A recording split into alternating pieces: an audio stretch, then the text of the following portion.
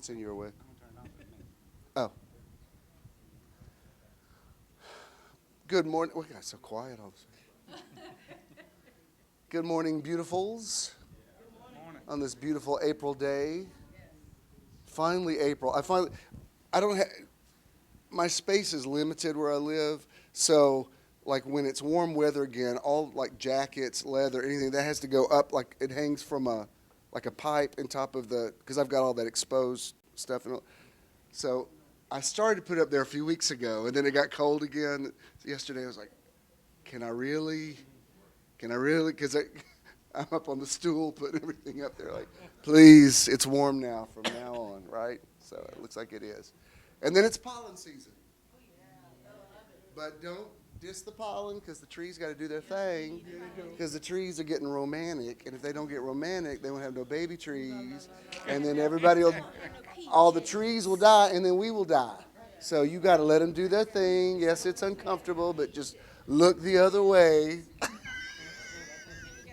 Give them a moment. They only do it once a year. This ain't appropriate in the church. How are we good on YouTube today? The YouTube has finally gotten over whatever their issue was.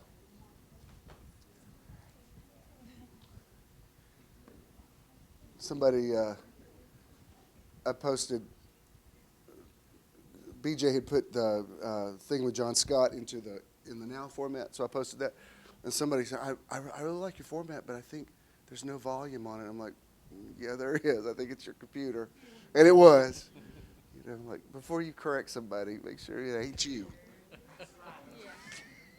He said, I just think you should know there's no volume. And I'm like, yeah, there is. Preaching. Y'all do not want me on this front row. I know. Last week I told you couldn't come back on the front row. All right. Yeah, we want to be on the front. Oh, Jesus, have mercy. Oh, and they shall lay me. We've already spoken words over it. Let's get officially started, please. Good morning. Good morning. Welcome to Metron. And welcome to Metron.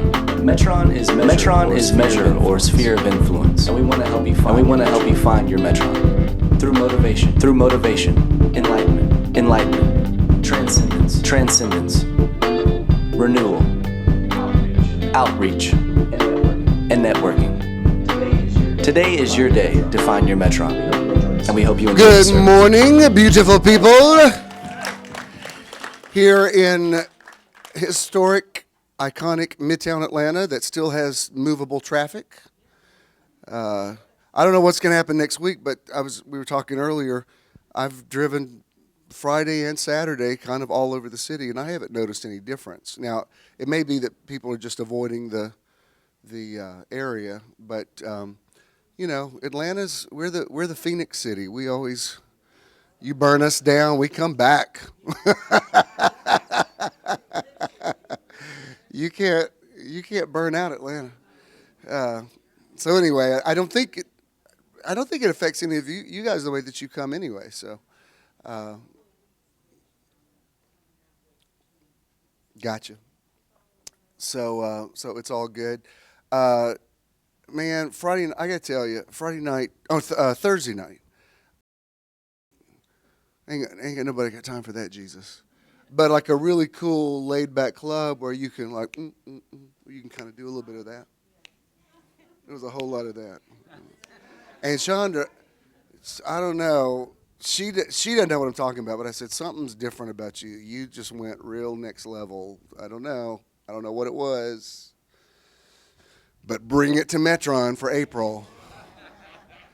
And so she is. So without any further ado, would you please welcome our Artist of the Month, Chandra Corelli.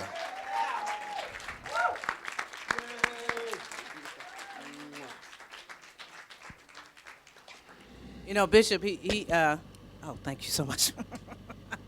He posted a video. I mean, out of all the videos, his video is like the biggest video. So we've got over like 2,000 views now. He catches the moment, you know. I just want to tell you just to release the stress, enjoy, forget all the crazy stuff that's going on, because He's got the whole world in his hands. He's got the whole wide world in his hands. He's got the whole world in his hands. He's got the whole world in his hands.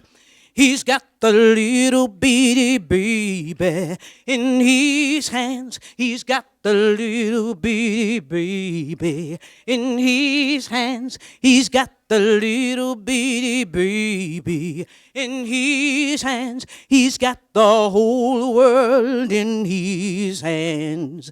You and me. He's got you and me, brother, in his hands. He's got you and me, sister, in his hands. He's got you and me, brother, in his hands. He's got the whole world in his hands.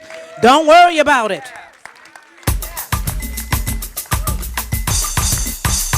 Early in the morning, I hear your voice. It whispers to me. Then I'm here to rejoice. The promise that you give to me.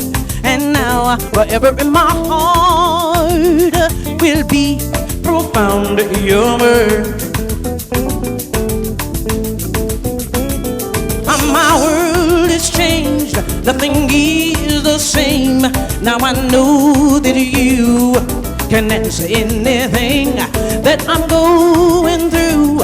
I depend on you and I listen to your word. Yeah. And even when I sleep, your words are there, giving me the peace for what's ahead, knowing what I need, what I want, instead feeding me my daily bread, your word. I can't see the truth if I don't hear you, going through this life, not knowing what to do. Now I have a chance that the world live within, and I know and I need on your word. Oh, I need your word. Oh, your beautiful words. Oh, I need your word. Oh, every day I need. Oh, your word. I need your word. Oh, I need your word. Oh, your beautiful, beautiful, beautiful words. Oh, every day, every night. Oh, every moment of my life. I need. Oh, ooh, ooh, ooh,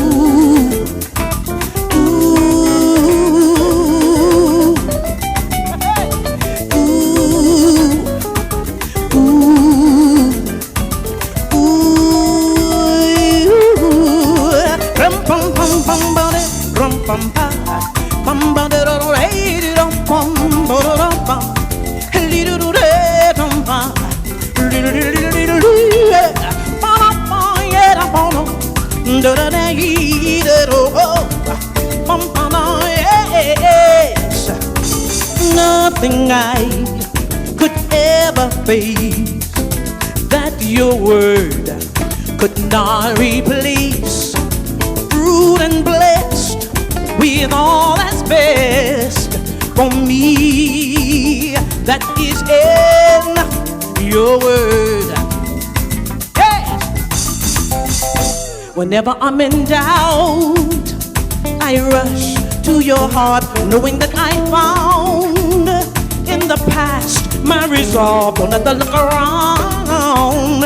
I know where it is. It's in my hand, the power to command your word. Your word. Oh, your word. Oh, your powerful word. Yeah, your word. Oh, yes.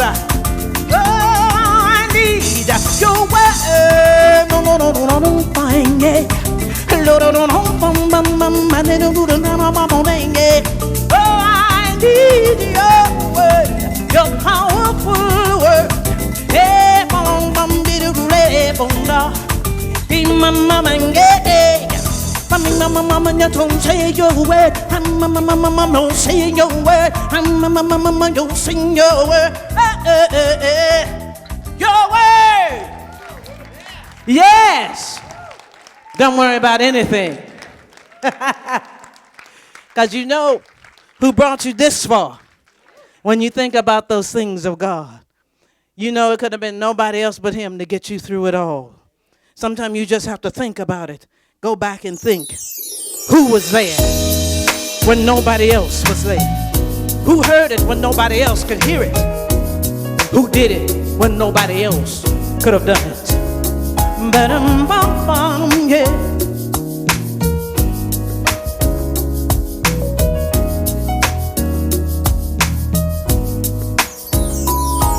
I think about the past and what I was before. I realize how blessed I am.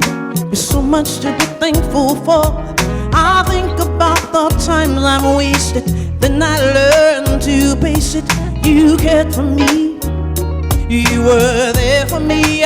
When I think about all the things that you've done, when I think about all the battles we've won, when I think about all you've done for me, oh, your love is so easy to see. Oh yes, when I messed up and I didn't understand, somehow I know I got another chance.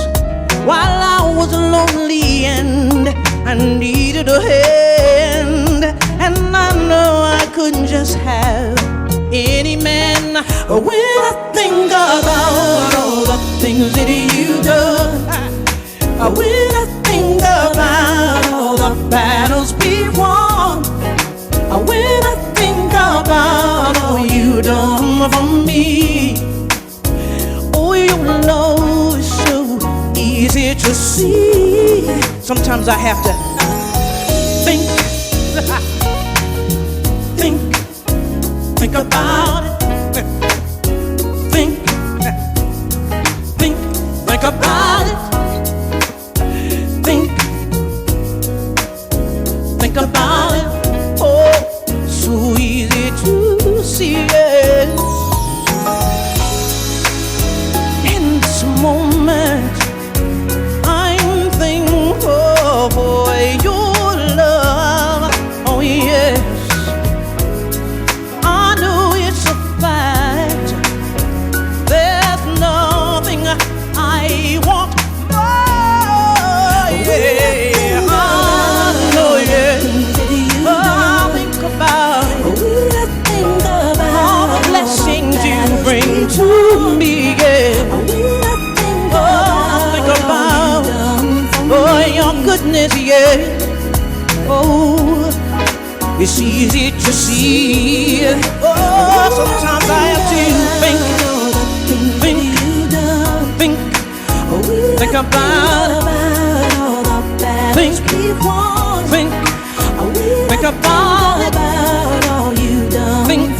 I think about you, oh Lord. Oh, it's easy to see. Oh, I have to. Oh, I think about the moments. Oh, to see you and I, Father. I think about the times when I was hungry, my soul. Oh, I need to be faith. Oh, you were there for me, yes. Oh, yes. When I think about you and me, oh, what we went through, Lord. Oh, and how we got through it. I have to think on these things. Oh, in the midnight hour, when the storm there. Oh, you and me, Lord. Oh, you and me, Lord. Oh, you and me, Lord. Oh, you and me, Lord. Oh, you and me. Yes, I think on these things, Father. Oh, I think about it, yes. Oh, and I didn't have a friend. Oh, you were there to the end, yes. Oh, I think about it. Oh, I didn't know, but I knew you were there. Thinking of these things Sometimes you just got to go back and say, you know what? I got through that. I'm going to get through this. Don't ever forget. Somebody say, uh-oh. Woo! Y'all know y'all got to get up on this. What it? Woo! Don't be shy. The things that I don't have to talk about. Listen. But God knows I don't even have to open my mouth. You see, I'm sold out. I just got to say it, that there's no doubt I would not have made it, but God worked it out so I could see the real me, the one He wants me to be. Old friends think that it's a fact they don't believe.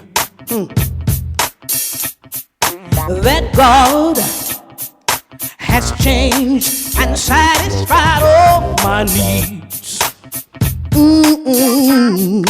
Past things I did, I just had to let them go. All because I was stupid and I just didn't know. Yes. Oh, I'm sold out.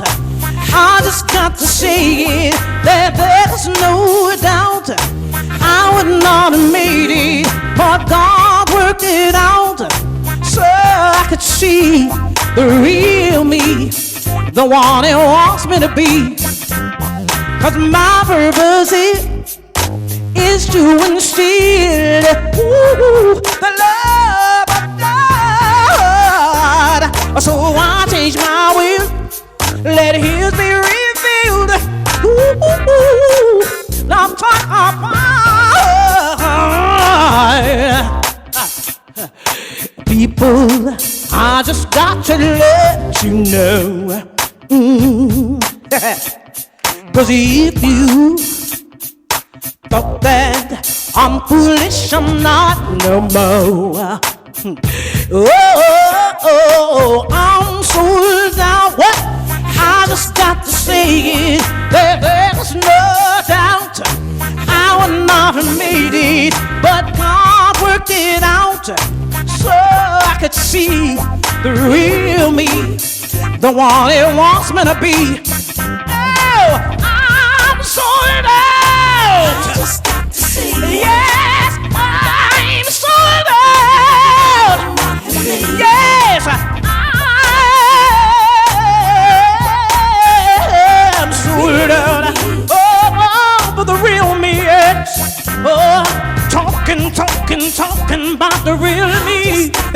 You see, I'm talking about the real me. Oh, talking about the real me. Oh, yes, the real me. He loves you in it. Yes. Thank you, Lord. Thank you. You trying to come out and get the... Excellent.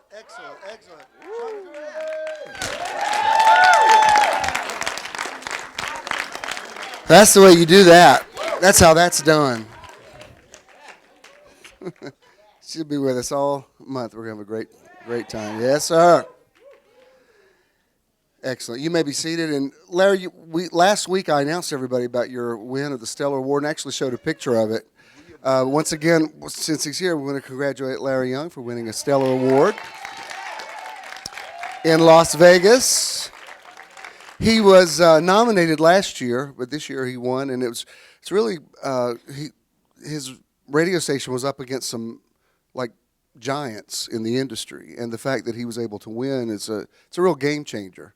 I told him the other night, I said, once you win an award, nobody ever takes that away from you. You know, it's like when you win an Oscar. For the rest of your life, they say, Oscar Award winning, Academy Award winning actor, blah, blah, blah. So from now on, you will always be Stellar Award winner, Larry Young. So anyway, we're really proud of you.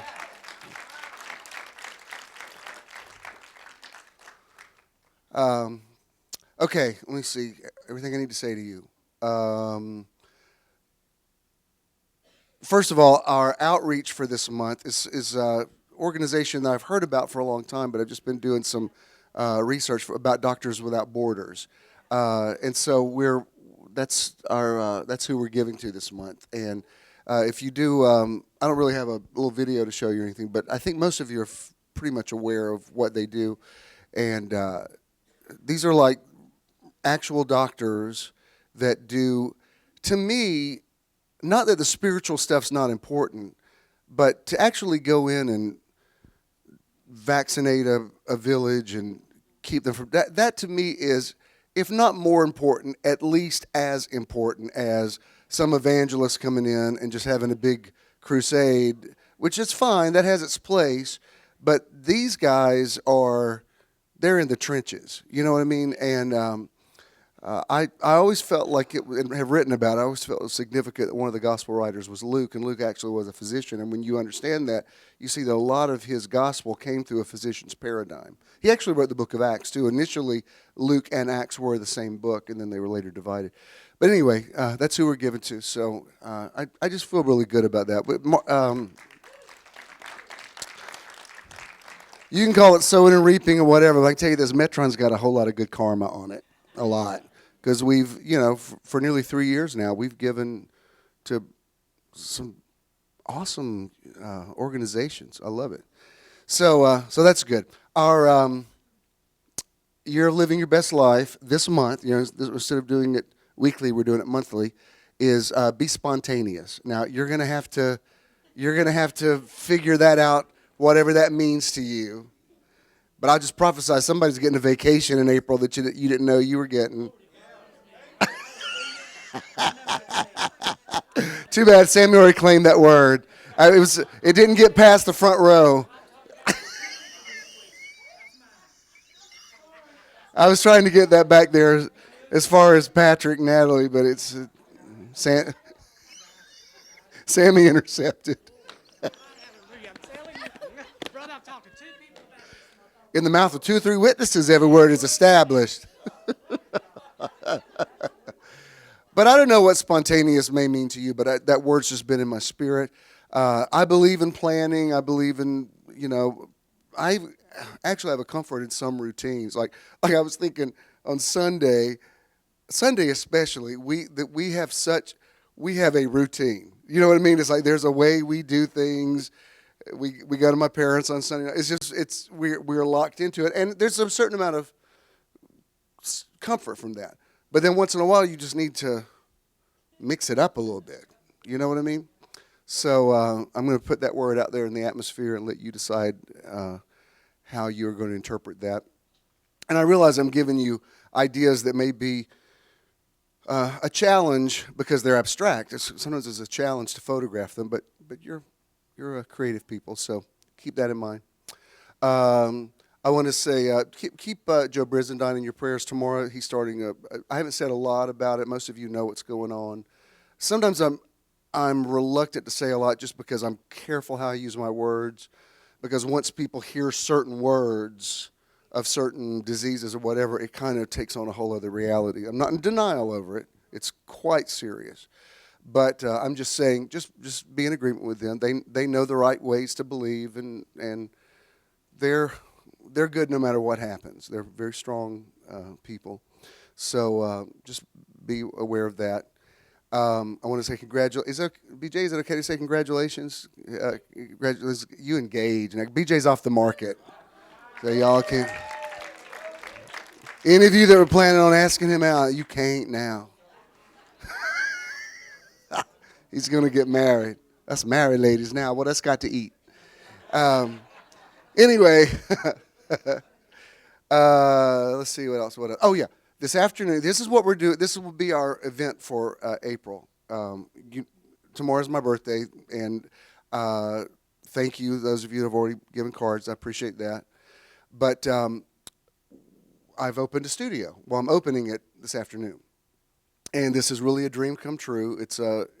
It's really close to here. If the buildings weren't right there, you could see it from right here. As a matter of fact, I would nearly tell to leave your car here and just walk the Beltway because it's right there. But it's too risky. I don't want you to get booted, so it's too risky. But what we're doing today, we're doing it from 2 to 4. I want to give you enough time to go grab a bite of lunch. But if you can come by today, I would love for you to. Oh, Lord, I don't know if I like man, sometimes I like pictures when they're small, but on the big screen, I'm like, oh, Lord Jesus, that's fine. But that one's better. I like that one better. That was yesterday.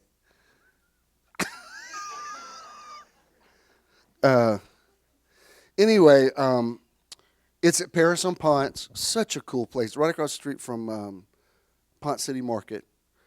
Well, those of you that went to the Christmas party before last, it was at Maison Rouge. That's where it is.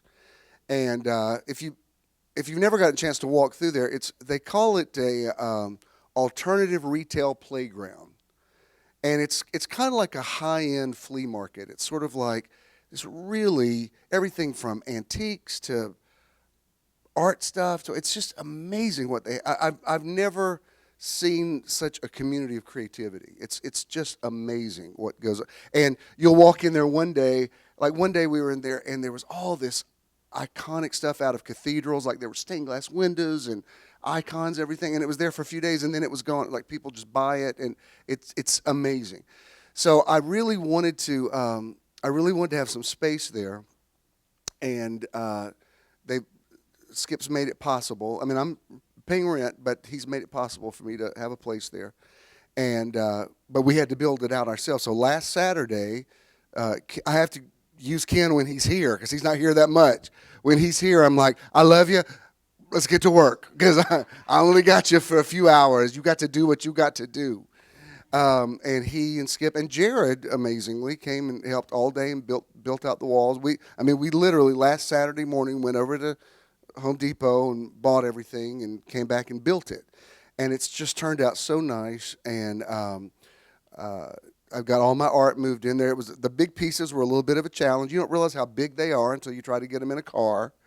And I already knew that. And I had moved everything that I could in my car, but those big ones that size, Ken called me. He was coming in. Was it Friday night? And he said, or what day was it? Anyway, whenever it was. Yeah, Tuesday, because he had to be in Atlanta. He said, I said, well, I'm here. Just come here. And he said, well, do you want me to stop by the loft and get the big pieces? I said, I don't think you can get them in your car, but you can go for it. He found out you couldn't. So we had to go rent a U-Haul it. And I thought, you know what, while I've got this, because remember for my ministry thing, Metron gave me a gift certificate to Michael's. I said, let me go ahead, because I need to get some big canvases, so while I've got this vehicle, let me go over there. So we drove over there, and they didn't have the size that I wanted, and I was yelling about it. I said, I cannot believe I've got a U-Haul it out here, and y'all don't have the size I want. So he gave me half off of everything. So I said, all right, well, that's fine. So that was good. He rebukes the devourer for my sake. But so that was cool. It's just been this amazing week. Oh, that was it's a little grainy. I actually did that for Sophia before she was born, and then I did that for Olivia. That's in their rooms. Yeah, it's grainy when it's that big. But and I'm getting a lot of requests to do personalized things like that for people's, like for nurseries and stuff. So it's going to be interesting. People have asked, when are you going to be there? Paris on Ponce is open every day from 11 to 6. On Saturday, it's open from Sunday, it's open from 12 to 6. And it's right. It has access from the Beltway. So especially on weekends, it's high traffic through there. But and there'll be traffic there today. I mean, it'll be crowded, but it's cool. Now let me tell you something about today. Those of you that are coming, is somebody going to come today, or is it just going to be me and Ken sitting there with okay? That's going to be really sad if it's just us with a mimosa, because there are going to be libations there this afternoon. You know, you heard me. Anyway, Jesus, jeez. Anyway, I had told you we were going to do valet parking. They don't have it available today, but it's not a problem. There will be a professional parking attendant there who will show you where to park, and there's parking right next door. It's no. At first, because I'm first of all concerned about you. Also, I'm familiar with Midtown. I know that there's like 2 parking places in all of Midtown, and one of the main reasons I'm here in this theater, I love this theater, but it's one of the few places that actually has parking. But when he first told me, he said, we're not going to be able to do valet because the lot's not available. And I started for a minute to be concerned about it. But then, you know what I remembered? The day that we went to Mary Mac's, finding a parking place at Mary Mac's is a challenge. And I remember it was the day we went to the Carter Center. And when I got over there, I thought, man, how are these people going to know where to park? Sure enough, every one of y'all came walking in on time and figured it out. I don't think you realize that's kind of like a Red Sea parting miracle. Because we go to Mary Mac's, a lot of times, just drive in and drive out. It's like there's no, you can't get in there. It's like there's people lined up around the block. So today will work out fine. It always works out. I'm not selling anything today. I'm working with people about how to price the stuff. But I have done a special commemorative print just for today. I've only made 30 of them. They're very affordable.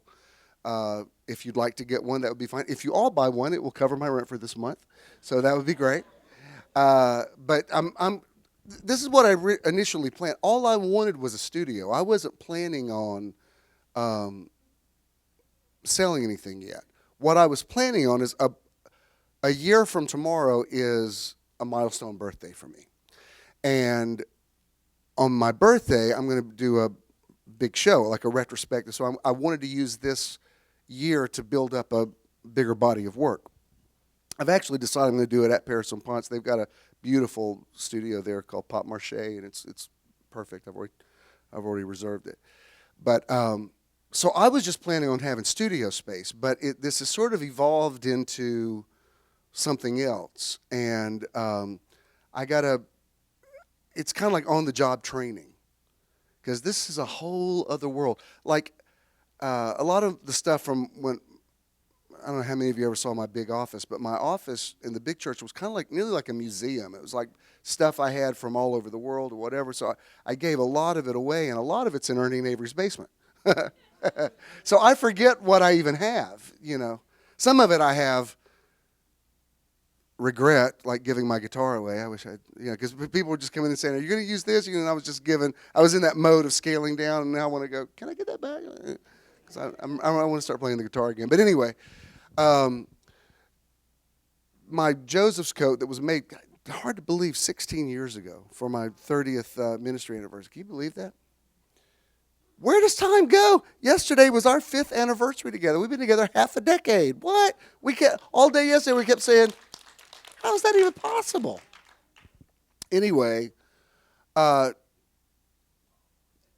Avery said, do you want to bring anything? And I said, yeah, tell me what you got. So she and Ernie brought several things over. I said, bring that Joseph coat. I just think it's kind of an interesting conversation piece or whatever. Well, these theater guys come in and they say, are you selling this? I said, no, I just they said, well, if you do, don't ask for a penny under $10,000. And I'm like, what? And they said, well, this kind of workmanship, whatever. I said, man, this is a whole other world. Because when I was selling stuff through Church in the Now, we scaled everything down. This is like, these aren't church people. These are art people. They're like, they're like, you're underselling all your stuff. So that's why I made prints today. Because y'all may not be able to afford me now. Now that I've gone big time. All kind of people, I want a piece. I'm like, well, use your faith. Believe God. Believe God. But there's just 30 of them. They're numbered. I'm going to sign them. If you buy stuff, you buy it through them because they take a percentage out, which is fine. So that's totally up. There's no pressure at all. But it actually is commemorative of what I'm going to be talking about this month, which is really a real word from God. Even when she sang today, that song, Your Word, that was the lyrics of that song confirmed just several things about this month. So there's a lot of synchronicity even, you may think these kind of things are flukes, but yesterday was our anniversary, but it was also his dad's 84th birthday. So I said, look, we're going to have to, that's got to take priority, especially this year. Because, it's serious with his dad. So we celebrated us Friday night, which is fine. We went over to the place that we had our first date. And I said, I want to get steaks and I want to get a bottle of wine. So we ordered a little bottle. And the date on it was 2012, which was the year that we were celebrating. I thought, I know maybe it's a coincidence, but that's kind of cool that we're celebrating 5 years. Our first date was in 2012, and the wine was 2012. It's like, thank you, universe. So just really cool. And then last night we went out. It was amazing how it all worked together. His dad was able to get out of the house and even ate Ken's dessert. Ken had ordered peanut butter pie and was real excited about it, and Mr. Monty finished it off. They put a candle in it, gave it to him. I said, well, you ain't got it now. But that was great, and his kids came, and it was just awesome. They were all there, and that was us last night. That's Christina. She's due again in June. That's Christian. Mr. Monty didn't know I was taking a picture, so he wasn't smiling there. But and what was really cool? Addie, Ken's grandbaby, she knows me. I was there when she was born, but she doesn't ever call me anything. So last night we were he was taking pictures of Nathan and Christina. We've got so many Christinas, and we got 2 Christinas and a Christian and anyway. And it's interesting because Mr. Monty was born the exact same day. Yesterday was Bo Flanders' birthday. They were born on the same day, August 1st, 1933. April 1st, 1933. Isn't that amazing? Not just the same date, the same day. Yeah, Bo's such a good man, and that was his birthday yesterday. So he was, Ken said, well, say bye-bye to Poppy Jim. And she goes, that's Jimmy. They said, no. She says, that's Jimmy. That's Jimmy. And that is actually my name. It was just funny because she's never called me anything before. So I'm like, you know what, it's fine. Let her call me Jimmy. And she thought it was so funny because we were all laughing. She goes, that's Jimmy. I'm like, all right, I guess I'm Jimmy. So I can always tell what era of my life I knew you in by what you call me. Like if somebody says, are you Jimmy Swilley? I'm like, Decatur High School. If they say, are you Jimmy Earl? I'm like, Chapel Hill. Because I always know, are you Pastor Swilley? You were Word of Faith Christian Center and Church of the Now until 1998. Are you Bishop Swilley? You were Church of the Now post 1998. So I can always tell, where I knew you from by what you call me. And so this weekend's just been beautiful, and I'll tell you a little bit about something else I dealt with this weekend because it actually factors into what I want to talk about. Let's see, is that everything? Yes. All right.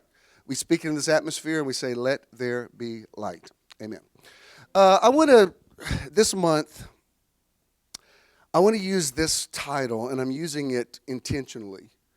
There's just an energy on this phrase for me right now. It's yes, you can, and I'm using the you by design because there's several words that begin with the letter U that I want to talk about this month. I don't do a lot of alliteration like I used to do, but sometimes there's kind of I'll admit I overdid it a little bit in A Year in the Now. I did a lot of alliteration in it.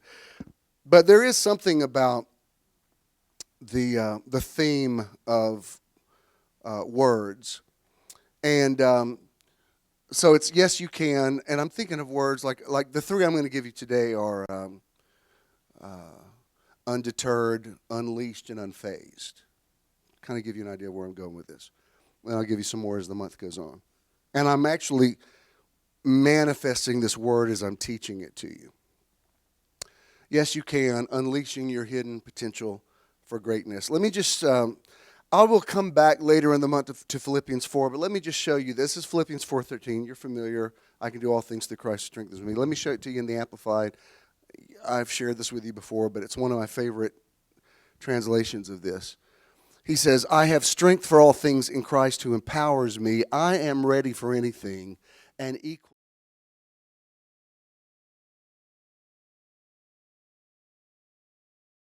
really like that phrase. I am self-sufficient in Christ's sufficiency. God is God. I believe in God. I believe in a creator. My definitions of God may have evolved some, but I believe there's a higher power. I believe in intelligent design. I don't necessarily believe it's a Jewish 80-something-year-old man on a throne with a beard, but I believe that's how people who had revelation and enlightenment, that's how they understood a patriarchal world, and that's how they tried to define God. I believe that's a part of who God is, but God's bigger. Jesus came for 33 years and said, if you've seen me, you've seen the Father, but it's necessary that I go away because I don't want you to be locked into this vision. God is bigger even than what you're seeing in this Jewish man. So we understand that when somebody says the universe this, I don't have a problem with it because I know our definitions of God are finite anyway. So when you say universe, I'm like, that's fine. I don't think whoever and whatever God is that he's mad that you didn't say the name of Jesus. I mean, Jesus doesn't even have the name of Jesus anymore. I know that shocked some Christians, but John said when I saw him in Revelation, he had a name written that was called the Word of God, and he's called Faithful and True, and he has a name that nobody knows but he himself. Now, you can get into heaven calling him Jesus, but they don't call it, whatever that manifestation was, will not be called that in the next dimension. Didn't mean to rock your world before I got to the first point. And if you need to find a man with long hair and a beard named Jesus and, sing I bowed on my knees and cried holy, I get it. I have a soulish connection to that as well. And sometimes, this week I was listening to some old Rambo's music. The king sitting high on his throne. And I'm like, driving along good. Sing it, Sister Dottie. I want to see the king sitting high on his throne. But that's a soulish connection I have with that. And that's not a conflict to me. I'm friends on Facebook with very progressive people who are always like posting stuff about don't say God anymore or whatever. I'm like, y'all are taking it too far. That's not necessary. If people want to, whatever terminology they want to use, that's fine. If that's your belief system, namaste, I got no problem with you. I can tell I'm going to have to, at my studio, I'm going to have to either do a painting or something, or print. I'm going to have to do some kind of disclaimer because when you see all of it together, it's a lot of Jesus and Scripture. And I can tell some people walk in and they're a little, nearly intimidated by it. I'm like, no, this is not Lifeway Bible Bookstore. Please. Please, like namaste, and I need to do a big coexist thing and put some, Star of David and an ankh. I mean, I'm like, whatever you believe, I believe. If you don't believe in God, I still love you. I'm not. The last thing I'm trying to do is trying to convert anybody. So I think you all understand that. Kind of why I want your energy there today to help sort of the people that are there kind of see who we are, because we love Jesus and thank God for our Christian heritage, but we are in the now. God is in the now. And so anyway, well, I'll come back to more of that later. But let me show this to you in the Jonathan Mitchell New Testament. And you remember, in this context, this is Paul. The Philippian letter was really a thank you letter for an offering that the church at Philippi had sent to him through a man named Epaphroditus. This is back before PayPal or Simple Give. I mean, if you wanted to give an offering, somebody had to get on a camel, and it took months for them to get it to you. So this has happened twice. So he writes them, and it's in this context that he says, thank you for giving, but you actually had more need to give than I had to receive because I'm already rich. I mean, he says it. In the Greek, he says, I'm rich. I have everything. My God shall supply all my need. But you needed to give that fruit might abound to your account. That wasn't some sleazy televangelist that said that. That was the Apostle Paul. So it's within this that he says, I'm going to tell you something. He says, I've been poor and I've been rich. I've been hungry. I've been full. I have learned I can do all things through Christ who strengthens me. Now that is a powerful statement. Much more than thinking it's some mantra that means you could do anything. You can't do anything. If I said, I'm going to go out for the NFL and just confess, I can do all things through Christ who strengthens me. Well, that's not, first of all, they're not even going to interview me. I can't play football. So the idea that you can do anything is a lie. That's not true. You're not supposed to just be able to do anything. Otherwise, there'd be no need for everybody else. There needs to be some people in your life that know how to do stuff that you don't know how to do. That's why Paul talked about this concept of the body of Christ. The eye cannot say to the hand, I don't need you. If the whole body were an eye, how would you hear? How would you smell? So you're not supposed to be able to do, you're lying to your kids if you say you can do anything, because that may not be true for them. You can tell them they can realize all their potential. They can be the best they can be if they really have a dream, to follow it and see. And see if they have, like for instance, if you see your kid has some sports, some desire for it or whatever, and some acumen, then yes, tell them, yeah, let's believe you're going to go the distance. Let's make the NBA or the NFL or whatever. Not if they've never played sports. And I've seen parents who have put their kids in sports that don't want to play. I mean, it's, all three of my, I'm going to be honest with you here. No, like I was lying. Everything else is a lie, but now this is honest.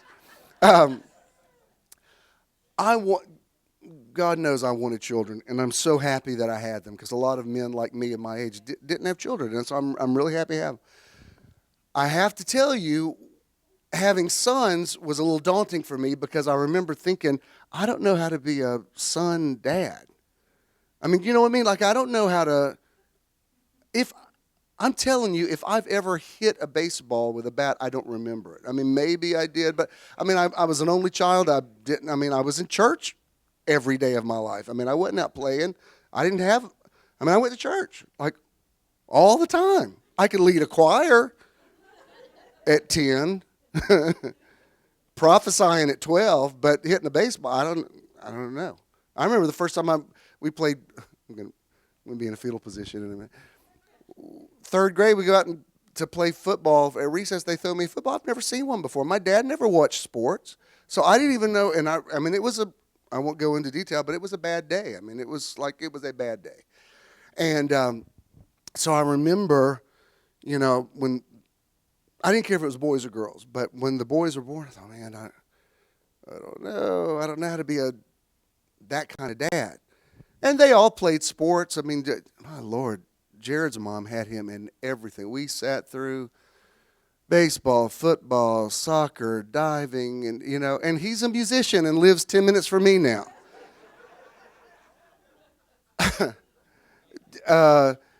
Judah had natural talent when he played Little League. He was amazing. And all the other dads would ask me, like, how are you getting him to hit like that? And I didn't even know what he was doing. I didn't even know what you're supposed to say when you go to the games and people would go, way to watch, 3 up, 3 down. To this day, I don't know what that means. And I'm like, yeah, way to watch. I don't know. I don't see it.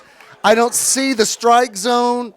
So, like, I remember one time I was you've heard this story, but I was getting a prescription in Conyers, and the pharmacist said, are you Judah Swilley's dad? And I said, yeah. He said, how do you teach him to hit like that? And I'm like, well, you just got to teach them to believe in themselves and hit the ball and follow through and way to watch, 3 up, 3 down. I don't even know what that means.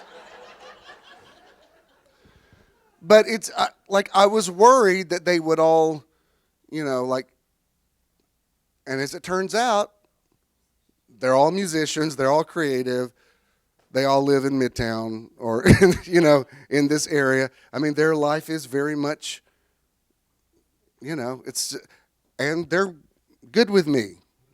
I don't know why I'm telling you that. What was the point? Anyway, what? You can't do everything, right. But whatever your dream is. Like, now, if one of them had really desired, like if I thought Judah had really desired to pursue baseball, I would have sat through every game, and I would have done everything you're supposed to do. I would have figured it out.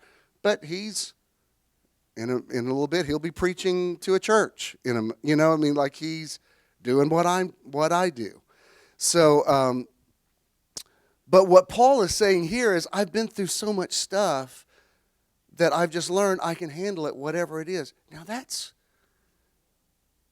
awesome. And that's kind of what I'm going to be talking about. But let me show you here in the JMNT. No, wait, I didn't read that one yet. Go back, yeah. I says, I constantly have strength for all things among all people. I love that. From being in you.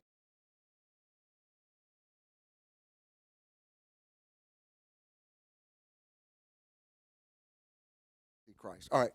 Now I want to go back Old Testament. I want to talk about the story of the 3 Hebrew children. You're very familiar with the story. I want to say some things about it I've never said before because I really have kind of seen this the last few days. This may seem like, no, I don't need to give this disclaimer. I believe you understand that the miraculous isn't always big. We were talking about this morning about the I-85 collapse this week.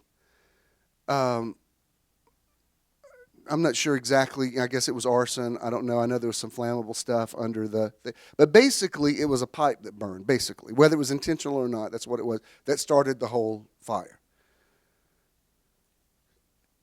Something so small. Now, so far, I haven't seen any change in the traffic, but they're saying this could easily take months to remedy. Just something that small. It just shows you, wow, every little thing is important. Like, I know what it's like to realize, oh, my computer's, my battery's about to die, and I'm writing this piece, I don't want to lose it, and I can't find the little adapter thing that the charger fits into. And, like, my whole reality is hinging on this little plastic thing. Where's that? And then, they change it every time something new comes out. So you're finding all these, for your iPhone, these old chargers. This doesn't work. This doesn't fit. This is the wrong thing. And so every little thing is important. I've been thinking about, because I did this painting, I've been thinking about, yes, you can, yes, you can, yes, you can. Well, in the middle of doing everything this week, because it's my birthday tomorrow, I had to get a new car tag. Well, in Fulton, you have to get an emission sticker. I never had to do it in Rockdale or Newton, but you do here. And so all the years I've lived back down here, I go to the same place every year on the corner of North and Piedmont. I'm in and out in 2 minutes. I mean, that's been my routine. Once a year, I drive in, the guy goes, you're fine. And I know, this time of day, okay, I can get, because you have to go over there across from underground Atlanta. I know, like, this is the time of day that the line's not too bad. I know where I park every year. I mean, like, I have my routine. Like, this is the parking deck I park in. It's usually the 5th store. I usually walk down. There's a thing on the side to go out where the homeless guys are, because that way you don't have to go all the way back out. You can just go out. I mean, I know all my little alleys. I even know some of the homeless guys by name. I'm what's up, Marvin? Haven't seen you since last year. Here's $5. So I'm thinking, well, with everything else I got going on this week, this ain't going to take up any of my time. That's just, I'll get this done, because what I'd like to do is, tomorrow I want to be in. A lot of people have said they want to come by my birthday, and I just want to be there all day, except when I go pick up the girls. So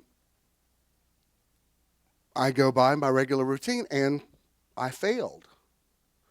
What's that? What's going on? Oh, your, I don't know, it looks like your O2 sensor is malfunctioning. My what? Okay, what do I do about that? Seems like a small thing. Every dealership I called, they're like, well, every Ford dealership I called, 3 to 4 days at least. And you'd have to leave it here. We're so backed up. If you leave it, I might could get it back to you in 3 days. Well, that's not going to work. I can't. I've got too much to do. I'm trying to move. I can't be 3 days without a car. So suddenly something that's minor, like this is suddenly major. And all the time I'm like, yes, I can. Yes, I can. Yes, I can. Yes, I can. Finally, Avery and Ken had both texted me at the same time, what about the place where you get your oil changed? Well, and I was just right in front of it. So I go in there. They know we don't do that, but I know a guy.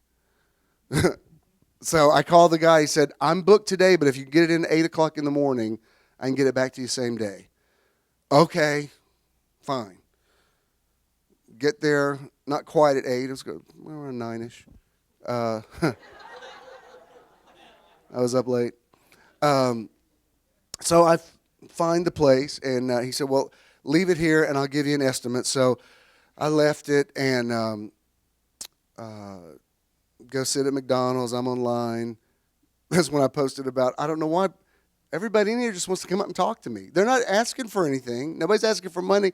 But like one guy just walked over and told me a joke, and somebody else they're just telling me stuff about their life and about their day, and I'm like, okay, it's just I mean, it was kind of sweet in a way. It wasn't obnoxious. It was like, well, everybody just, it's morning and everybody's in a good mood and they just want to connect. And so it's fine, you know. So I'm like, hello, everybody. And strangers just walk up and tell me stuff all the time or ask me things. And I just tell them, you know. I'm in a clothing store and somebody comes up, does this go with this? Yeah, but let me show you. This tie would actually look better with it. Oh, my God, that's even better. Do you work here? No. I just know stuff. So finally, it was just taking so long, so I walked back down there. They haven't even seen the car yet. It's still out on the street. Okay, I can't wait here all day. I said, will you be able to just, whatever it's going to cost, will you be able to do it today? He said, yes. All right, so I get an Uber, go back over to the studio and get some more work done. And so finally, like hours later, he calls. Yeah, it's going to be $200-something, but he said the one on the other side isn't responding either. So I would suggest you get them both done. How much is that going to be? $450. This is supposed to be like this no-brainer thing that takes me 2 minutes. That suddenly, you know, but I'm like, yes, I can, yes, I can, yes, I can. I said, fine, fix it. I've had that car. It's a 2010. I've virtually never spent anything on it. I think I bought brake pads once. I thought, you know, it's fine. Whatever the heck an O2 sensor is, hook me up. Y'all better recognize I got new O2 sensors. $450. Bishop, are those new O2 sensors? Yes, thanks for noticing. So anyway, when I finally go pick it up later in the afternoon, take an Uber back over, the guy said, you're probably going to need to drive it about 40 miles. It's whatever it is, you have to get some miles before it kicks in. So I live in a small area. Like to drive 100 miles, I don't drive 100 miles in 2 weeks. Because everything that I do, my grocery store, everything is like within walking distance. So, I mean, sometimes I go for days and don't even drive. You know, in nice weather, I walk everywhere. So I drove, which I think was around 40, 50. No, I don't know what it was. It was I wasn't really looking. I was just driving around. Take it back next day, failed again. I said, you got to be kidding me. This is getting to be a problem. Like, this was supposed to have taken me 2 minutes, and now we're into the third day. And I'm like, yes, I can, yes, I can, yes, I can. I can get this done. So several of you were writing me, and finally enough people said, you're probably going to need to drive it about 100 miles. Oh my God! Well, I can't do that around here. That would be. I mean, when you're driving, like this is what it's like driving from my house. Stop at a red light. Stop. Stop. Stop. It would take a year to drive 100 miles in my neighborhood,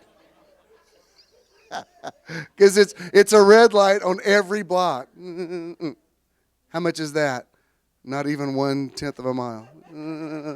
Are we there yet? Okay, fine. So, where could I drive? So I get up, what day was this? Friday. I get up, don't know what the traffic's going to be like from the thing the night before. And when I was a kid, my dad pastored a church in Bremen, and we used to go over to the town of Carrollton a lot, and I hadn't been there in years. And some time ago, we were driving to Alabama, and we stopped. I wanted to see Susan Hayward is buried there. She married a man from Carrollton. They built a Catholic church there. But that's still not the town square. So I thought, you know what? I'll drive over there. I haven't been there in 50 years. I drove. Beautiful little college town, really nice little town square. Doesn't look at all like it looked when I was a kid. But I thought, surely that's at least there and back. It's got to be 100 miles, please. So I get up with everything else I got to do. I got to go by the printer to get the prints that I hope you're going to buy. I don't have a checking account, so I thought, well, I got to pay Skip the rent, so let me go by the bank. I'll get out cash. Had to do that. There was just like a whole list of things I need to do that day. How am I going to get all this done? And I got to be back by 2:30 to get the girls. That's a lot to do in a big area of town. But so anyway, I drive to Carrollton, come back, did a couple of errands. Please, surely this is 100 miles by now. Go in, long line at the admissions place because it's the end of the month. So wait. And I'm back the third time. I'm like, please pass me. He puts the thing in there, and his the computer goes out. And I'm like, what time is it? I'm like, oh, crap. It's like 1:45.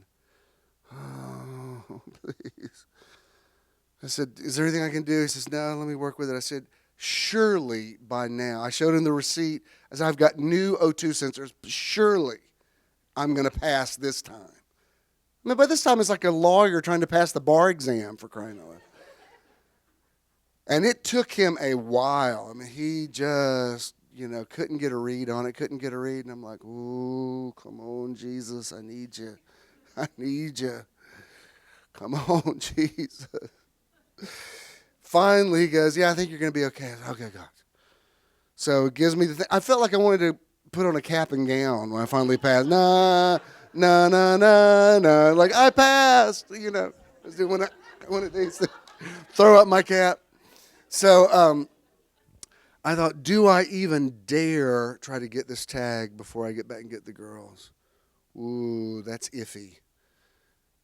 I'm doing it. Yes, I can. Yes, I can. Yes, I can. Yeah. I mean, I literally was driving going, yes, I can. Yes, I can. Yes, I can. Yes, I can. Yes, I can. So I get there, can't find a parking place. It's one of those parking lots where you're just spiraling up, and how high does this go? Finally get a parking place. I'm running. And when you run into a government building, they tell you to stop because they don't know what you're up to. They're like, sir, calm down. I'm like, it's all good. So I get up there, and Lord, it's a long line. I'm like, oh, no. Not a long line. What time is it? And so I texted Christine. I said, I'm just going to go and tell you if I need Jesus to move this line, or you're going to have to go get the girls. So she texted back. She says, come on, Jesus. Because for her to go get them means she has to close down the shop. It's like a whole big deal. It really helps her when I pick them up. So while we're in line, I sent her a picture of baby Jesus, and I'm like, and I said, I just need Jesus to turn back time. She sent me a video of Cher singing, if I could turn back time. So I said, no, seriously, I need a miracle right now. And all of a sudden, this woman says, does anybody just need a sticker? And I was like, yes. Just going, I was like, yes. And I mean, I got out of line. I was like, see you suckers. And so I got out of there, and I was like, oh my God, I can do it. Yes, I can.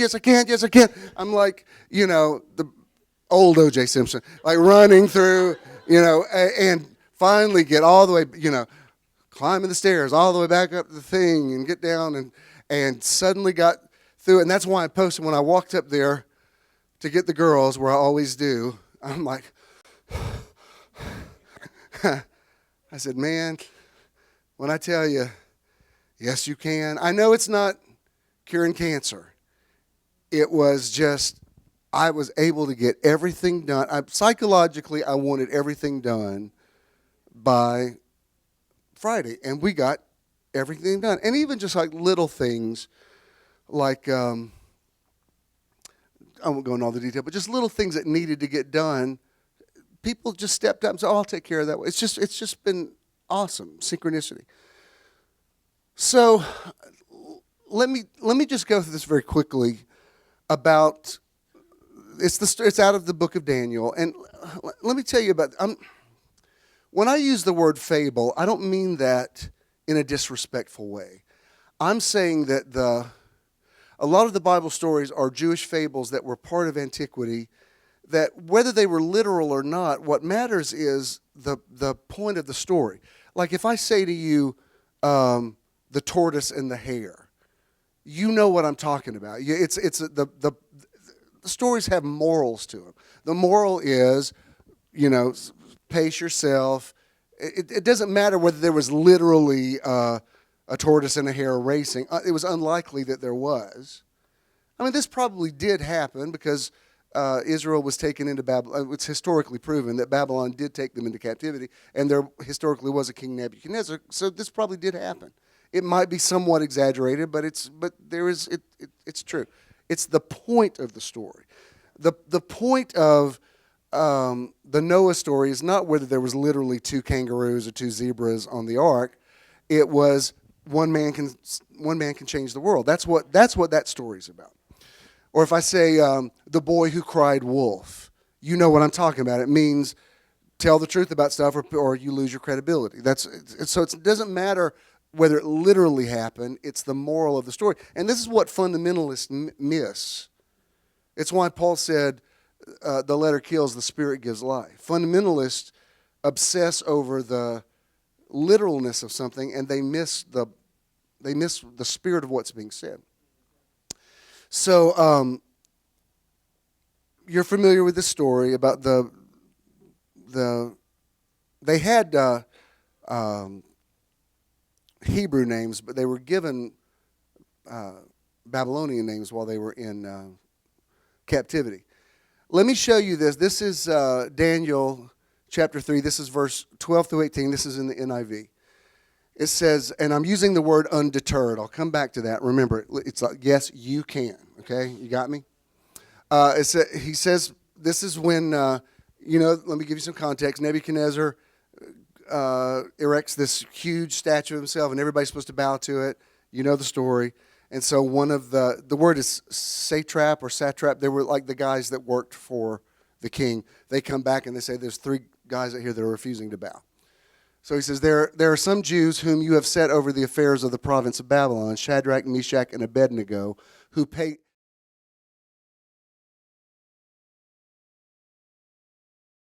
It's a very powerful statement. That's people who have opted out of the system. You understand? The economy's failing. I pay no attention to that. I'm not saying I pay my taxes. I have an IRA.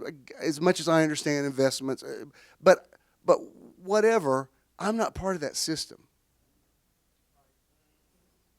Doc and I had a talk about this the other night. She said, I'm not legalistic about it, but I can just tell you my finances go better when I tithe. I said, well, it's the kind of thing people have to get by revelation. Whether you call it a tithe or not, whether it's literally 10%, it's the fact that you're opting out of a system where 2 plus 2 doesn't necessarily always equal 4. But if you're going to be in that system, if you're going to use a Mac, you can't use Windows hardware on it. You know what I mean? It's like whatever system you engage in, you're going to have to go with that system. Remember when Jesus told Peter, he said, they that live by the sword die by the sword. Some people think that I'm foolish because I don't have a gun. I don't have a problem if you have a gun. My dad has zillions of guns. Every drawer and cabinet you open in his house, a gun falls out of. I don't like guns. I respect if you want to have one. It's just I've lived a lot of my adult life in high crime areas. I've never been a victim of a crime. I'm not saying, I don't walk through the hood going, I got $100 on, I don't do that. I'm not stupid. But I'm just kind of not in that system. You understand what I'm saying? I remember Kenneth Hagin saying one time when he was a young evangelist, he couldn't afford a spare tire. And then he started making more money, so he got a spare, and then he started having flats all the time. Now, I'm not saying you shouldn't have a spare tire. I'm saying whatever you prepare for, or even, I'm mentioning all these faith guys. Doc, you know who I'm talking about. Charles Capps was a farmer. The guy that wrote The Tongue of Creative Force, he was a farmer in England, Arkansas. He said, in all the years I farmed, I have never seen a snake. I hired a guy that's terrified of snakes. He steps on one every day. Like he's afraid he's going to see one, and they're everywhere. I knew someone that used to go to my uncle's church wouldn't fly because he was afraid to fly. I'm afraid I'm going to die in a plane crash. Would not get in a plane. One day, here in the Atlanta area, he's out pumping gas at a self-serve. A small plane falls out of the sky and killed him. He died in a plane crash without getting in a plane. I also know, I'm not telling you not to. Listen, the last time we had terrible turbulence, I get back on a plane again. I mean, take the train, midnight train to Georgia. Woo! Not the last one, but year before, on the way back from San Francisco, it was not funny. If you can get me on the ground, Jesus. Bible says, lo, I'm with you always.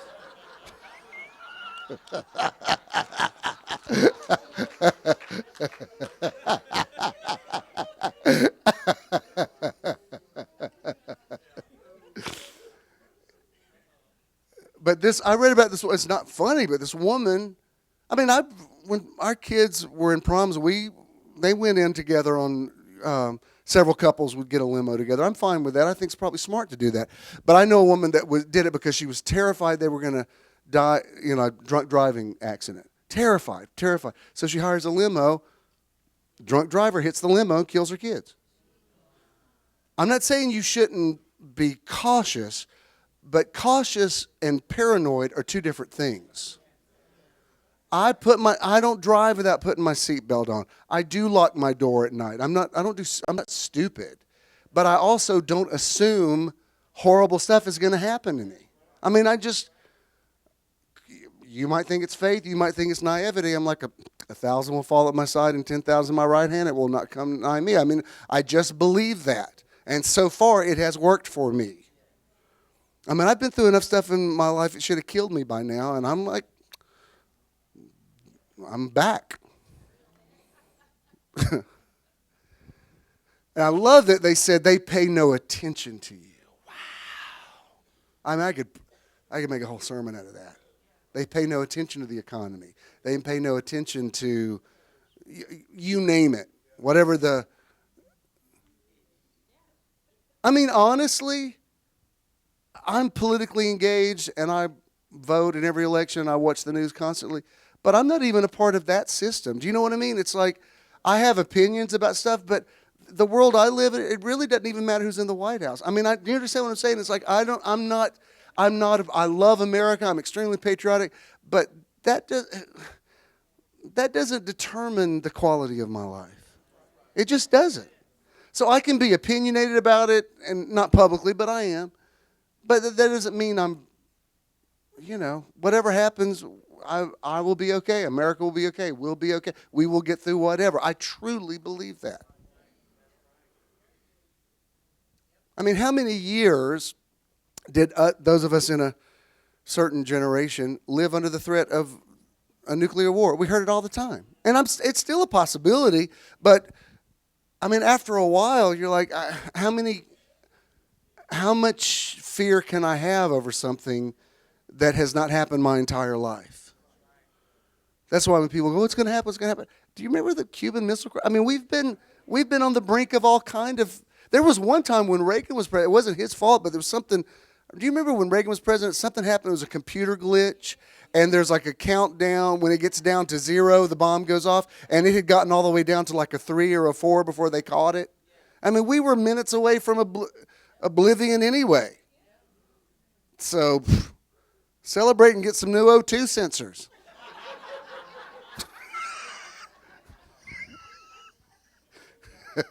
You know what I mean? Pay no attention. They neither serve your gods nor worship the image of gold you have set up. Furious with rage, Nebuchadnezzar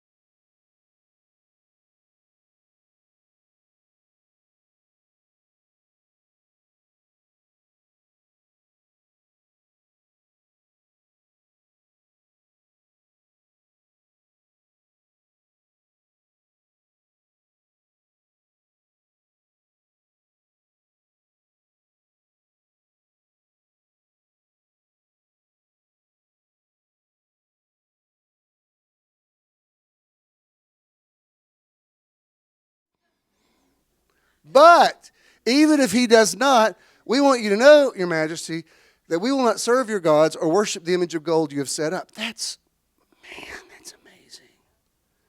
And this is why, as much as I believe in the power of agreement, and I do, when you come to me and say, I'm going for a job interview tomorrow, please agree that I get this job, I'm not going to agree with you that you get that job, because you're getting too focused on this one thing. I will agree that you will have a great interview. I will agree that you have favor. You know what? But I'm not going to, my faith is too strong. I don't want to lock you into something that may keep you from finding something better down the road. I don't know if you know what I'm talking about, but so many things that have fallen through for me actually in the long run were blessings. I was so glad I didn't get that other one, because what came along is so much better. I mean, it really is win-win. And if you can get the job that you thought you wanted, that's great. But if you don't, then believe, well, there's just something better. That's called being undeterred. It means I'm gonna do my thing no matter what happens. I've said this over and over again, but let me say one more time. Jesus said, let us cross to the other side of the lake. He didn't say, let us pray that we have good weather, because they didn't have good weather. He didn't say, let's pray that there are no waves, because there were waves. He just said, let's get from point A to point B. Man, if you can get a hold of that, Peter sank because he looked at the waves. You can't walk on water with or without waves. The waves were immaterial. What he should have said is, well, my God, if I can walk on water, then the waves should be a piece of cake. And yet, he went back into paying attention to, I love that phrase, sorry, sir, they pay no attention to you. Wow. Remember when you were a kid, did you ever do this thing where somebody ignored you? Like your friends were like, I don't hear you, la, la, la. Oh, it would just drive you crazy. There's nothing that makes people who need attention more upset than ignoring them. And I don't mean just like not speaking to them. I mean like not getting upset when they want you to get upset. That's so powerful. When somebody's like trying to push all your buttons and you're like, oh, baby, you don't know. All these buttons have already been pushed lots of times by better people than you. You think you're gonna draw me in? Oh, no. You're not even allowed to ruin my afternoon. I mean, you're going to say this stuff to me, and I'm going to move on, because you don't determine the quality of my life. You don't. I only have that power. I mean, that's like you're Superman and Wonder Woman when you get to that point. So that's the first. Yes, you can undeterred. All right, let's go on with the story. This is verse 19 through 24. And the word I want to talk about here is the word unleashed. Unleashed is an interesting word because it's different from being untied. If somebody's tied up, you know you can't move. If you're on a leash, if a dog's on a leash, he thinks he's free, but he's not. Like he can only go so far before the chain grabs him. And there's a strong energy on the word unleashed. In other words, be free and know that you're free, that it's not an illusion. He says, then Nebuchadnezzar was furious with Shadrach, Meshach, and Abednego, and his attitude toward them changed. He ordered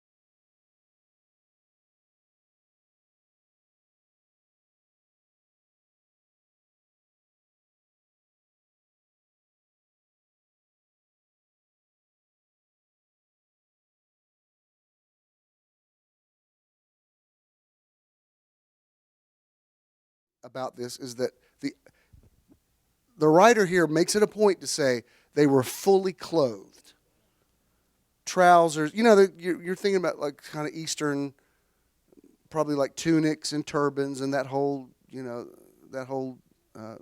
wardrobe. All of that's intact. The only thing the fire did was burn up the ropes. Baby, if you can get a hold of that.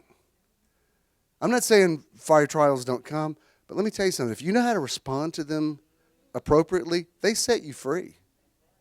That's all. The only thing that gets burned up is your shackles. I'm going to come back.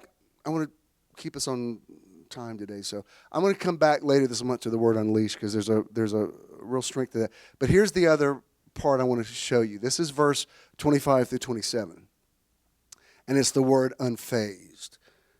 This is my favorite word today, unfazed.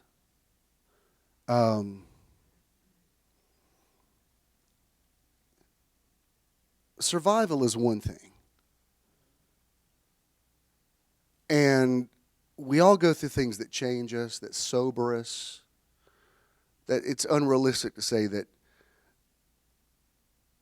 life can't take a bite out of you because we've all been bitten, right? But there is a place to go that's just unfazed. I'm going to tell you something, and I want to bring this. Will not bring the room down. This is a story with a happy ending. I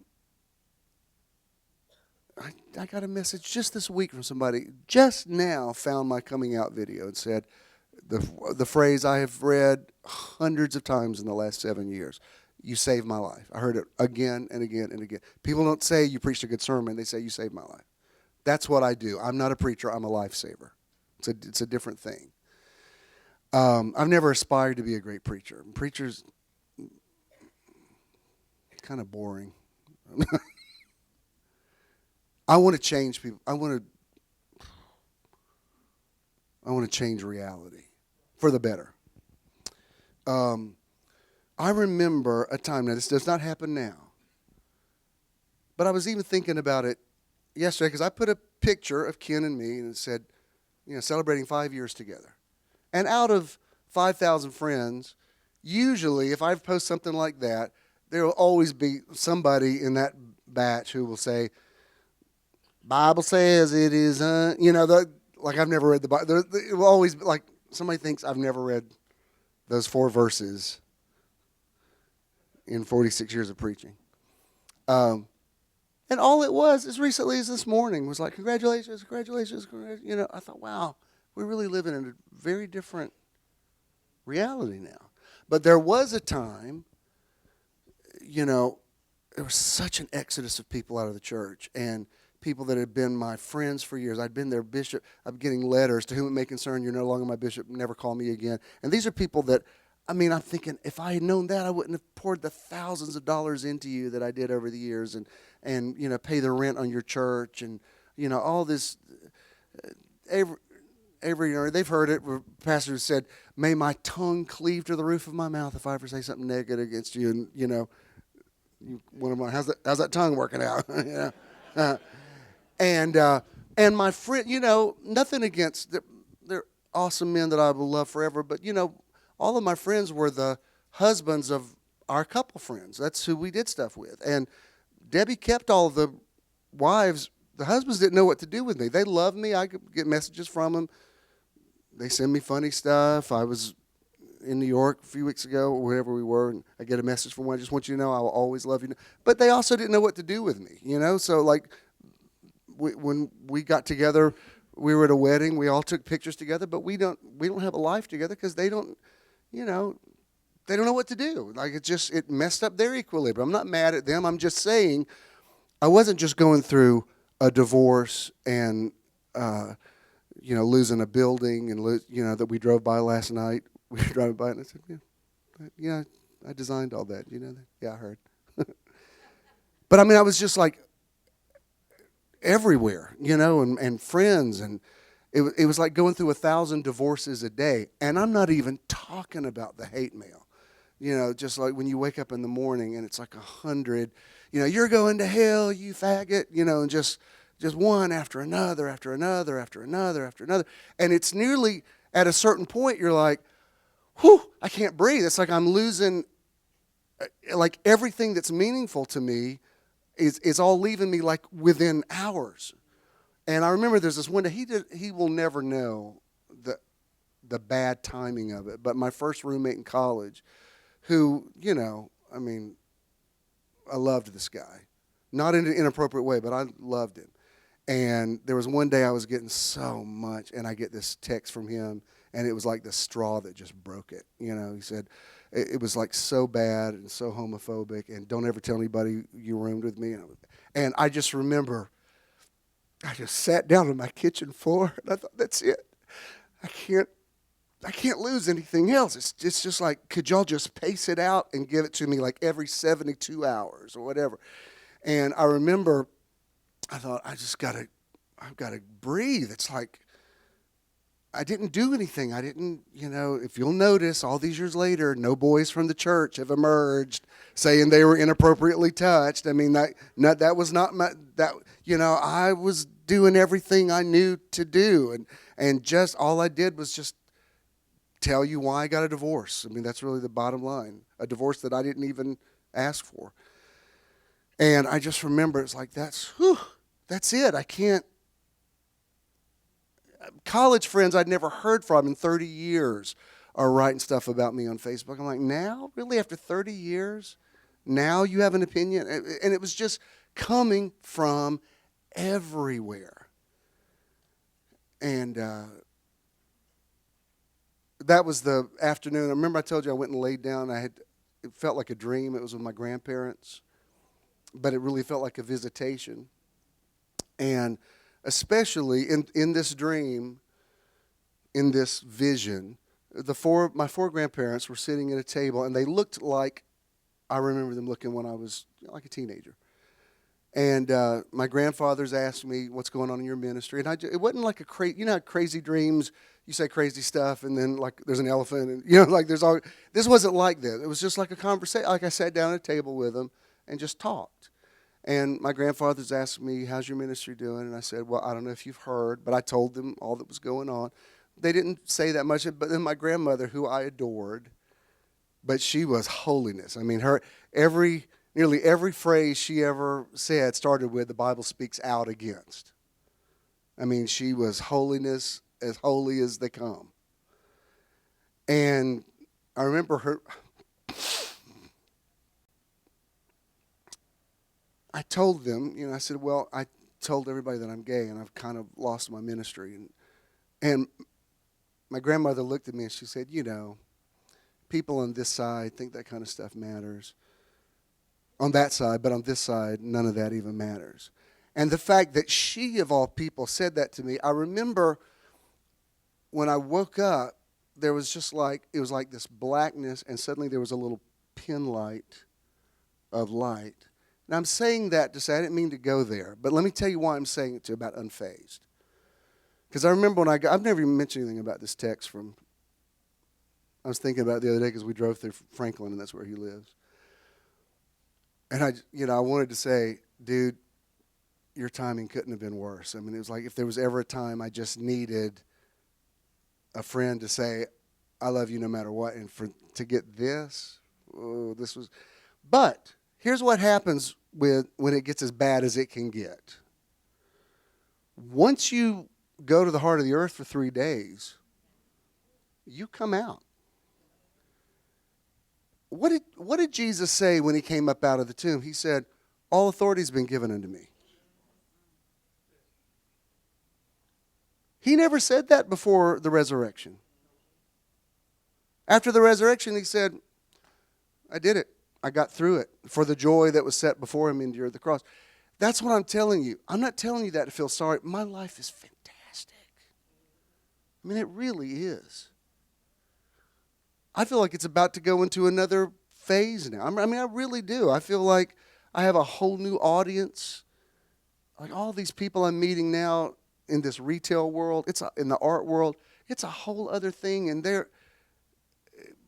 when people have never seen your stuff before, I know y'all love me, but like these people walk in, they're like, oh my God, you did this? And like to get that kind of reaction from people that never heard you preach, they don't know anything about that part of you. They just know this. It's like, really? You really think it's that good? And you hear, we were on the elevator. Remember we were bringing that big Bless that some of y'all have? I had the original, and it's huge in the elevator. And these people get on there, and they always went, "Oh my God, that's beautiful!" And they don't know me. I've never met them before. But like, okay, that's my new reality. And a lot of the people that left me have come back, and that's fine, reconciliation. And if they don't reconcile with me, it's their problem. It's not mine. But my point is when you come up out of the grave, all authority's been given to you. Now, here's the part I've never said before. Let me show you this. He said, look, I see.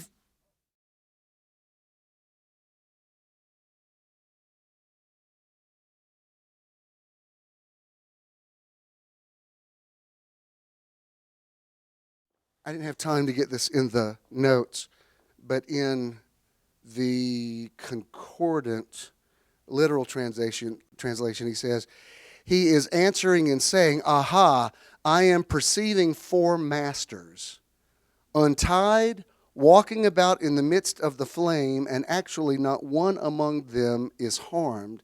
And the appearance of the 4th is like a son of Elohim. I love that because he says 4 masters. Now here's what I want to show you. I believe in God. This was all about Nebuchadnezzar saying, can your God deliver? And you know the end of the story. When they were delivered, he says, anybody that defies you will be, he says some horrible thing. Like if they don't, they'll be, I forgot, like cut up in pieces. Some these guys were always cutting each other up and stuff. But look, it says, and the 4th, the son, capital S, of God, capital G. Do you know what the Hebrew actually says? And the 4th looks like a son of the gods.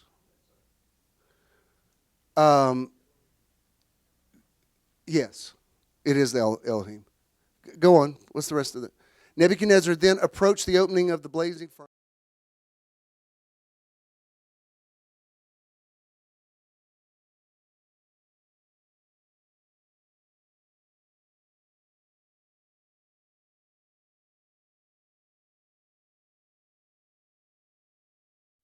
Acts 19, Paul's on the island of Melita. He's building a fire, and a snake comes out of the heat and latches onto his hand. And the superstition of the people believed that if a snake bit you, that it was God exposing you as a criminal, and they would, you'd be killed. And so the scripture says they waited for him to swell up and die. And then he shook off the snake, and it says when they saw that he survived the snake bite, you know what it says? It says they worshiped him as a god. All these people that say, well, y'all shouldn't preach that little God theory. It's all in the Bible. What did God say to Moses? You will be like what to Pharaoh? Like God. He didn't say you'll be like a deliverer. He said Pharaoh's going to think you're God. But he says they saw that the fire had not harmed their bodies, unfazed, nor was a hair of their head singed, unfazed. Their robes were not scorched, unfazed. And there was no smell of fire on them. Now, what's different about this? All right. We've always heard this preached. I remember Michael Harry sing the 4th man in the fire. And, we always said, well, that's God in the fire. God's everywhere. God's omnipresent. There wasn't a second man in the lion's den. I mean, a lot of people went through things that they didn't have a manifestation. Do you know who I believe the 4th man was? It was them. It was the better version of them. It's the part of you that you don't know is there until you survive something, and it's the fire that brings you through it. And it's not taking anything away from God. God's not mad. God wants you to see the 4th man. I could even say, if I wanted to get really technical here, I could say Shadrach, Meshach, and Abednego represent spirit, soul, and body, and the 4th person is the 4th dimension of you becoming this other thing that you don't even know is you. And it's not that I'm taking anything away from God. Yes, give God the glory. But God created gods. The ultimate act of sovereignty is the sovereign created sovereigns. The ultimate act of creativity is the creator created creators. He's not some insecure being. He's not some insecure being that says, you better praise me or I'm gonna burn you up. If that's who your God is, I pity you. Because I have a God that sees me do God things and says, that's my boy. But I'm going to tell you this.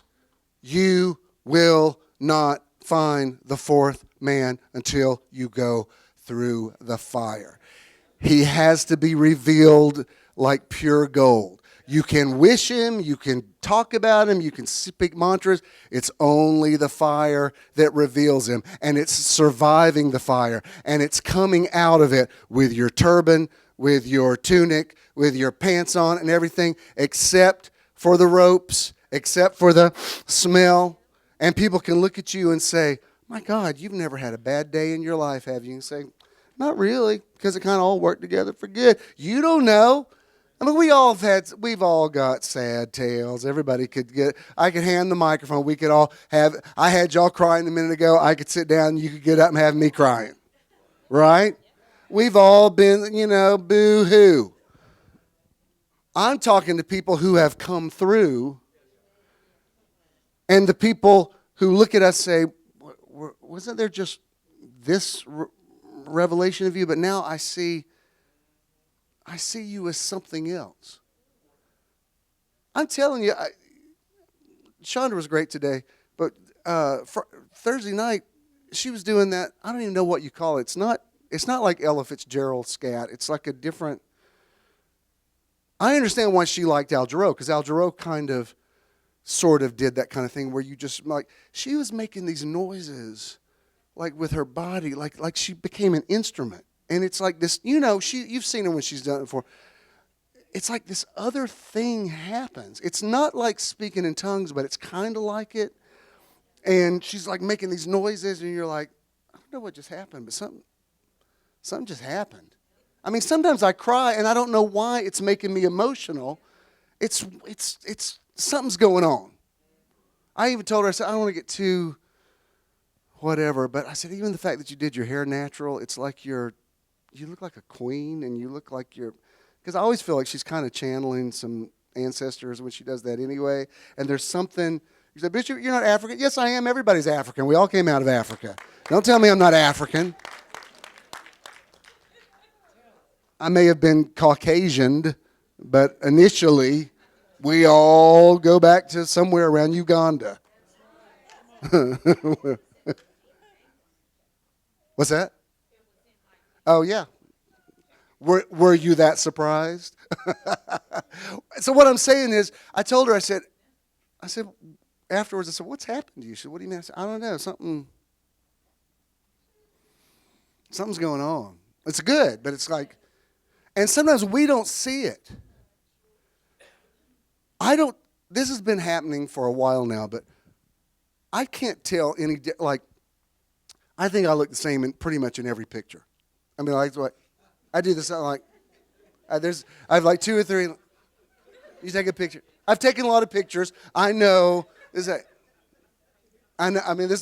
like when I have professional photography, they go, you've done this a lot. I'm like, yes, I've been photographed a lot. And I know what works.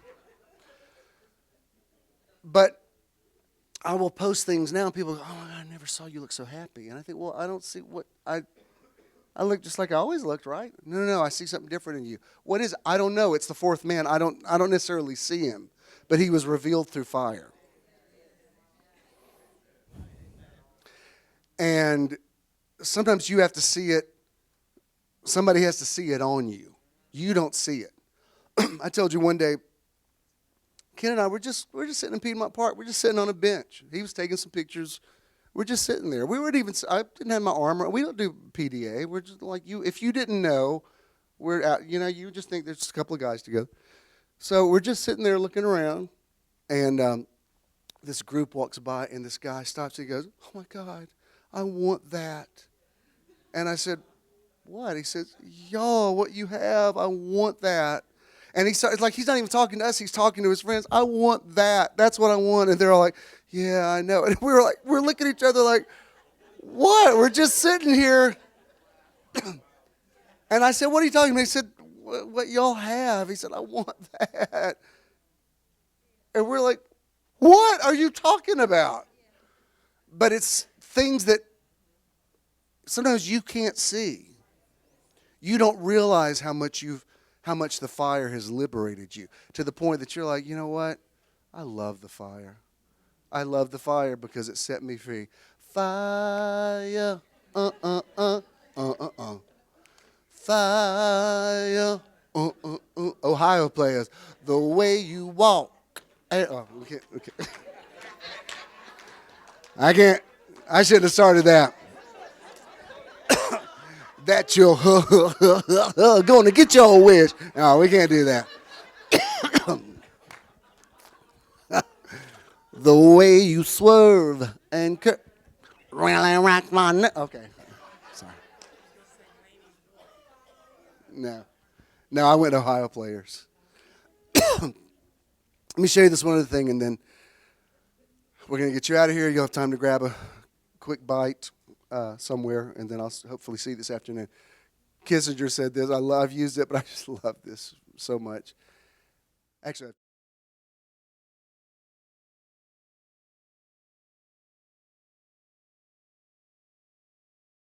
I truly believe in that. But let me show you this little quote I'm about to show you. This is like a drop the mic Selah. Look at this. Bob Goff says,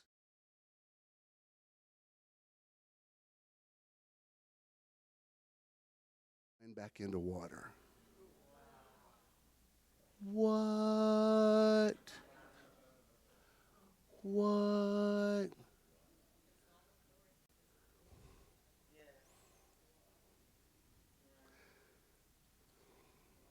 Wouldn't take nothing from my journey now. Bishop, do you have any regrets? Not one. I swear, not one. Do you have some scars? Yeah, probably there's some scar tissue somewhere. It's all right. I'd be lying if I said that wasn't the case. But regrets? No. Do you miss your previous life? No. I honor it. I'm proud of it. I post pictures of it, videos of it. But do I miss it? No. I love this.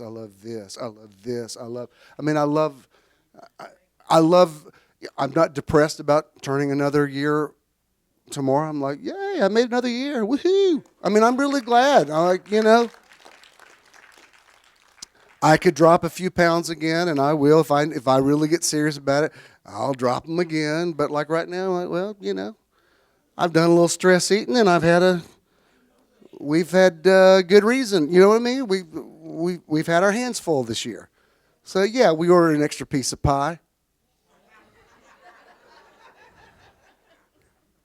We haven't been there in a long time. We went to a place one night this week where the guy that works at the bar actually makes a cheesecake. And he doesn't make it all the time, but sometimes he makes it. And he had it the other night. And I said, why did you make a cheesecake? I said, well, of course we're going to order a piece.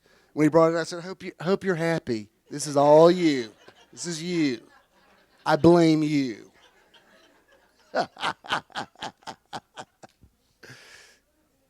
But, to be where I am, where many of us are now, would we go back? No. Have we been through stuff? Yeah. Was it hard? Hell yeah. For many of us, and you will know who you are, we didn't feel like we were dying. We died. Feeling like you're dying and dying are two different things. I'm telling you, there are people in this room. What did Jesus say on the Isle of Patmos to John? He says, I am he that lives, and was dead, and behold, I am alive forevermore. Let's all stand. Wow.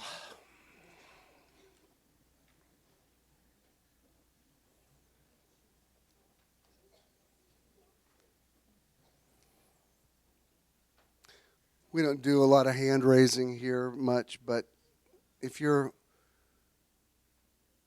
can relate to what I'm talking about, just raise your hands and just be thankful, just be grateful. I am thankful for what I have come through. I embrace all of it. I am undeterred.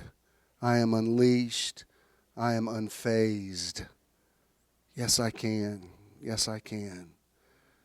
I have strength for all things through Christ who empowers me. I am ready for anything and equal to anything through him who infuses inner strength into me. That is, I am self-sufficient in Christ's sufficiency. Amen. If you'll go ahead and run this, I'll speak a blessing over you and then let you go. Did you get anything out of this today? Metron is quick and easy. Simply text the amount you would like to give to 404-620-5044. And now you can give any time by texting this number to 404-620-5044. And now you can give any time by texting this number. You will then receive a one-time registration form that links your phone number and opens your account at SimpleGive. Complete the form, and you will then receive a successful registration and donation page. For additional information on your account, visit bishandthenow.com and click the Support tab. Then, My Online Donation. When you contribute to Metron, you're also supporting the charity or organization of the month. If you have cash, just pay it forward. Just use your intuition. Thank you. Wherever you think you should put it, might be somebody sitting next to you. Just follow that. I hope to see... No pressure if you can't. I know a lot of you are busy. If you can, it would mean a lot to me. So just come by for a minute and have a glass or a nibble or something, and just add your agreement. And you know, you're my family, and when something happens, I want to celebrate it with you. So beautiful day, beautiful afternoon. Our event will be great. You will find a parking space. It will be great. There will be a flow to it. Everything will be easy peasy. A blessing will be, it's just, the atmosphere is pregnant with blessings today. And we receive all of them. You wake up tomorrow saying, this is the day the Lord has enabled me to make. I will rejoice and be glad in it. Love you.